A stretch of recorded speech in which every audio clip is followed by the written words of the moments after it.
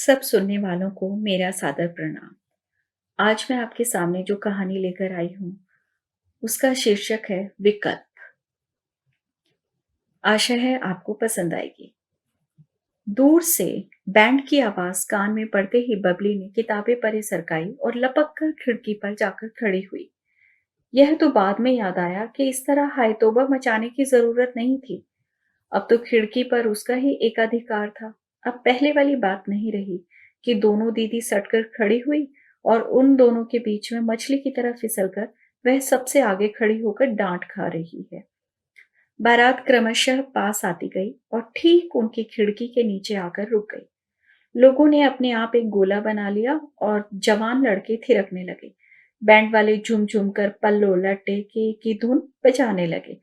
औरतें दिल खोलकर न्यौछावर करने लगी और बैंड मास्टर फुर्ती से नोट बटोरने लगा। नाच का समा कुछ ऐसा बंधा कि बबली के पांव खुद ब खुद थिरकने लगे।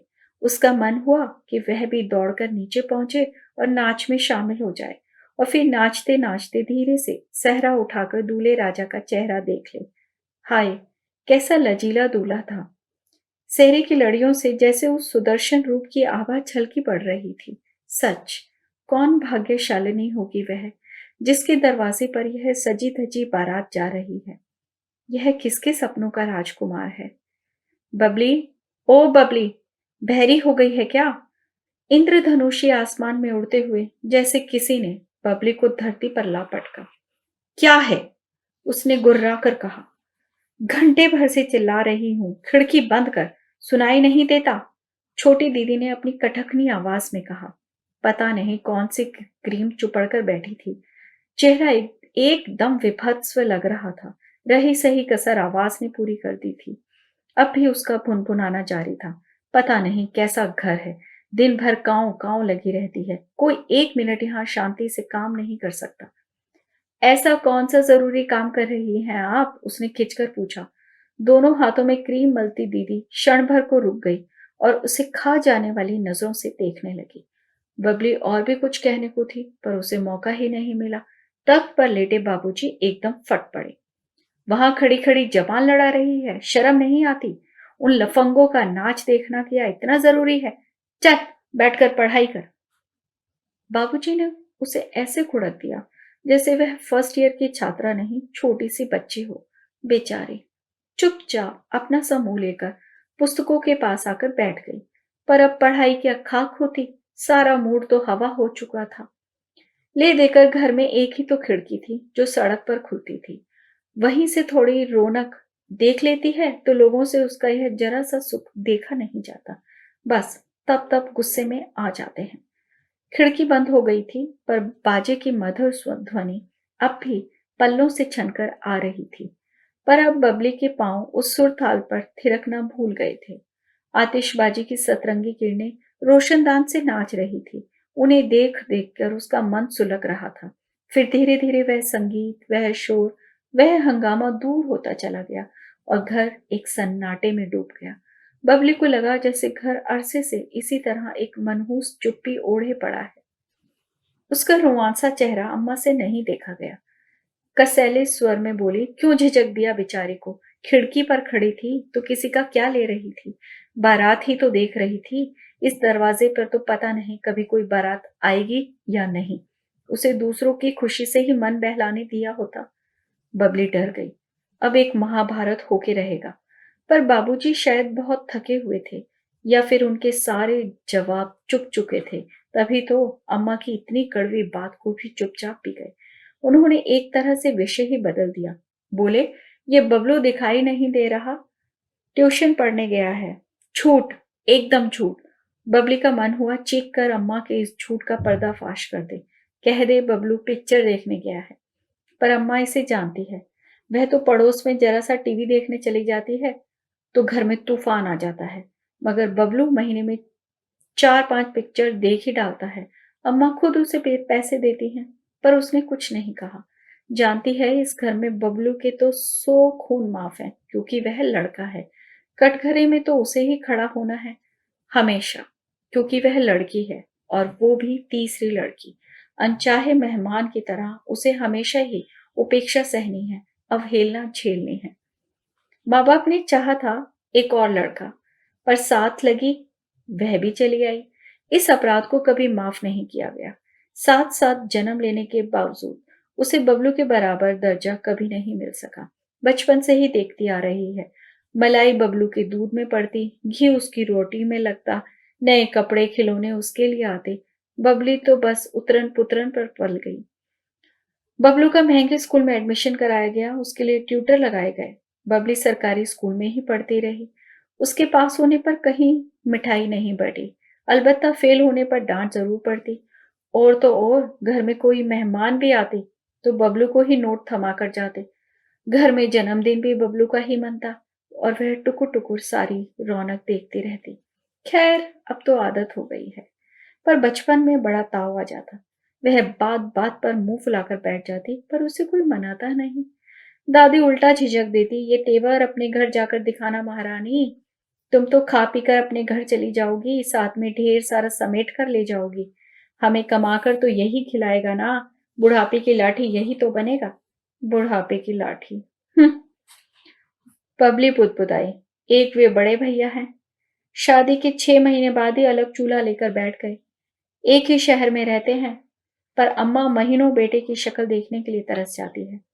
वे बेचारे तो शादी के लिए मना ही कर रहे थे। उन्होंने बार बार कहा कि कम से कम उमा की तो हो जाने दीजिए, पर बाबूजी ही जिद पर अड़ गए। 10,000 नकद और बहू की बैंक वाली नौकरी, उनके तो मुंह में पानी आना स्वाभाविक ही था। सोचा होगा एक बार कमाऊ लड़की घर में आ जाए, फिर तो पलक झपकते उमा रमा दोनों निपट जाएंगी। पर हाय, उनका सोचा कुछ ना हुआ। कमाऊ बहू कोई मोम की गुड़िया नहीं थी, नफा नुकसान खूब समझती थी। पहली होली पर जो पीहर गई तो फिर लौटी ही नहीं। साफ कहलवा दिया कि 3-3 नंदों की शादी करते करते तो हम बूढ़ा जाएंगे, फिर अपनी जिंदगी कब जिएंगे। बहू की कमाई का भ्रमजाल तो टूटा ही, लड़का भी हाथ से जाता रहा। उसकी शादी पर जो कर्ज उठाया था, उसकी किश्तें भरते भरते बाबूजी बूढ़े हो गए। भैया तो जैसे उस खर्च से अनजान ही बने रहे। अपनी गृहस्थी में वे ऐसे डूब गए कि महीनों घर का रुख ना करते। आते भी हैं तो भाभी से छुपकर, कुछ देना चाहते भी हैं तो दे नहीं पाते। बीवी को पाई पाई का हिसाब देना पड़ता है। राखी भाई दूज पर भी भाभी साथ ही आती है। 10-5 रुपए बहनों को पकड़ाते हुए भैया का चेहरा अत्यंत दयनीय हो जाता है, पर भाभी के तेवर ऐसे होते हैं मानो नंदों पर दुनिया भर की दौलत लुटाई जा रही हो। बबली का मन होता है वे रुपए उन्हीं के मुंह पर फेंक मारे और कह दे, हमारी तरफ से बच्चों को मिठाई खिला देना। पर भैया के मुंह की ओर देखकर चुप रह जाना पड़ता है। बबली, अम्मा ने थके स्वर में पुकारा। भीतर जाकर देखो तो उमा को अभी कितनी देर लगेगी। मेरी तो आंखें झपकी जा रही हैं। अरे, बबली को तो याद ही नहीं रहा। अम्मा तो सच में अब तक भूखी बैठी होगी। बड़ी दीदी का आज प्रदोष है ना। शिव चालीसा का पाठ किए बिना वे खाएंगी नहीं, और बच्चे भूखे हों तो अम्मा के गले से भी खाना नहीं उतरता। रसोई में आकर देखा, एक कोने में स्थापित ठाकुर जी के सामने दीदी ध्यानस्थ बैठी हैं। उनके होंठ निःशब्द हिल रहे हैं। दाहिना हाथ पल्ले से ढका हुआ है और लगातार हिल रहा है। सच तो दीदी जाप कर रही हैं। इन दिनों यह एक नया कार्यक्रम शुरू हो गया है। मंदसौर वाली मामी जी पता नहीं कौन सा मंत्र बता गई हैं। कह रही थी 1.25 लाख का जाप पूरा होते होते दरवाजे पर शहनाई बज उठेगी। दीदी तब से उसी मंत्र के पीछे पड़ गई हैं। सुबह समय मिलता नहीं है तो वे शाम को माला लेकर बैठ जाती हैं। शादी के नाम पर तो इनसे कोई कुछ भी करा ले। 16 शुक्रवार हो गए, 11 बुधवार कर डाले, सोमवार का व्रत तो पता नहीं कब से रख रही हैं। फिर किसी ने प्रदोष व्रत भी सर मर दिया, और अब यह मंत्र जाप का नया चक्कर चला है। खिंच उठी बबली। वहां बेचारी अम्मा भूखी प्यासी बैठी है और इन्हें अपनी शादी की पड़ी है। दीदी जल्दी कीजिए, अम्मा भूखी है, उसने बेजारी से कहा। दीदी ने इशारे से उसे 5 मिनट रुकने का इशारा किया। दीदी का यह अंदाज उसे अपनी दादी की याद दिला गया तो उसे हंसी आ गई। कैसी विडंबना है। 28 साल की दीदी को देखकर उसे 68 वर्ष की स्वर्गीय दादी की याद आ रही है। पर कौन कहेगा कि दीदी मात्र 28 की है। निरंतर उपवासों ने देह को सुखा दिया है, चेहरे की रौनक को छीन लिया है। अब उन्हें ना पहनने का शौक रहा है, ना ही संवरने का। भैया 1000 बार कह चुके हैं, ऐसी मीराबाई बनकर रहती है ना, तभी तो कहीं बात नहीं बनती। आजकल के लड़के तो मॉड लड़कियां पसंद करते हैं। शकल सूरत चाहे कैसी हो, पर रहन सहन ढंग का होना चाहिए। बड़े भैया बेचारे ठीक ही कह रहे हैं, पर जब से उन्होंने अलग घर बसाने का घोर पातक किया है, कोई उनकी बातों पर कान नहीं देता। यही दीदी कॉलेज के जमाने में कितनी स्मार्ट हुआ करती थी। पहनने ओढ़ने की बहुत सुविधा तो तब भी नहीं थी, पर जो भी था उसे बड़े सलीके से पहनती थी। पास पड़ोस की माताएं उनका उदाहरण दिया करती थी। दीदी सिर्फ स्मार्ट ही नहीं, बुद्धिमान भी थी। जिन परिस्थितियों में बड़े भैया रोते झीकते बीकॉम कर पाए, दीदी डबल एमए कर गई और फिर बीएड। शादी की प्रतीक्षा में पढ़ती चली गई, फिर उस लायक वर नहीं मिला तो वे नौकरी में लग गई। अब पिछले 6 सालों से अपने दहेज की रकम जमा कर रही हैं, पर हर साल उनकी उम्र और दूल्हों के भाव दोगुने अनुपात में बढ़ते चले जा रहे हैं। बड़ी दीदी की त्रासदी देखकर छोटी दीदी ने अक्ल से काम लिया और बीए के बाद ही पढ़ाई से हाय हाय कर ली। उस समय उनके लिए कुछ अच्छे रिश्ते जुटते भी रहे, पर बड़ी बहन के रहते उनका कैसे ब्याह होता। बस तब से उनकी शादी की योजना दूसरे नंबर पर चल रही है। परिणाम स्वरूप दीदी बेहद चिड़चिड़ी हो गई हैं।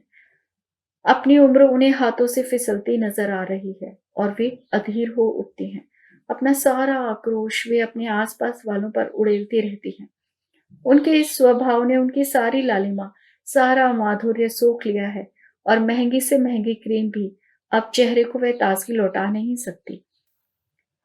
इन दोनों को देखती है तो बबली का दिल डूबने लगता है। उसे उन दोनों में अपना भविष्य नजर आने लगता है। वह इस साल फर्स्ट ईयर की परीक्षा दे रही है। 2 साल में बीएससी कर लेगी। बहुत जोर मारेगी तो एमएससी कर लेगी। पर कभी तो कॉलेज का खुशगवार माहौल छोड़ना ही पड़ेगा। कभी तो जिंदगी की सच्चाई का सामना करना पड़ेगा। तब लोग बाग तो शायद उसे जिंदगी भर बबली ही समझते रहेंगे। उन्हें कौन जाकर समझाएगा कि वह भी अब सपने देखने लगी है। उन सपनों में अनजाने देश का कोई राजकुमार आकर उसे तंग करने लगा है। यह कौन जानेगा कि किसी की बारात देखते ही उसके मन के आंगन में शहनाई बज उठती है। वह किसे बता कि पुरुष स्पर्श की कल्पना मात्र से ही उसकी पुलक पल्लवित देह वीणा की तरह झंझना उठती है। वह यह सब किससे जाकर कहे? कौन समझेगा? सबके मन में तो बड़ी दीदी की चिंता भरी हुई है। उनसे उबरने के बाद मंझली दीदी का नंबर आएगा। तब तक बबली क्या करे? बड़ी दीदी की तरह सन्यासिनी बनकर वर की प्रतीक्षा करे या छोटी दीदी की तरह उम्र को बांध रखने के प्रयास में बुढ़ाती चली जाए। तीसरा कोई विकल्प उसके पास नहीं है।